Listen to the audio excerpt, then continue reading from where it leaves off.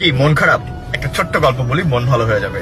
প্রচন্ড ঝড় হচ্ছে, মাঝ সমুদ্রে জাহাজ চূর্ণ বিচূর্ণ, সবাই মারা গেল, কিন্তু একজন মানুষ ভাগ্যক্রমে ভাসতে ভাসতে একটা দ্বীপে চলে আসলো।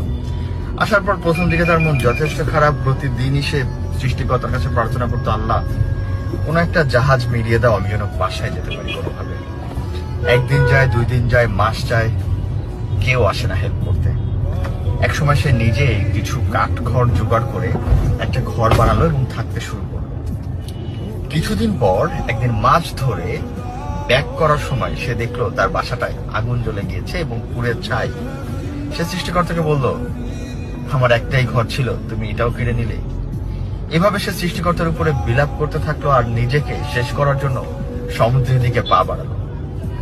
সমুদ্রে ডুবে নিজেকে শেষ করার জন্য প্রতিজ্ঞাবদ্ধ মানুষটা সমুদ্রের পাড়ে যেতে যেতেই অবাক হয়ে দেখলো একজন নাবিক একটা জাহাজ নিয়ে তার কাছে হাজির।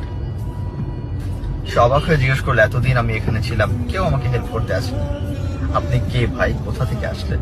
বলল, কিছু সময় আগে আপনি যে ধোঁয়া পাঠিয়ে সিগন্যাল দিয়েছেন, এর মাধ্যমে আমরা বুঝতে পেরেছি আপনি হয়তো বিপদে আছেন, তাই আমরা এখানে চলে এসেছি।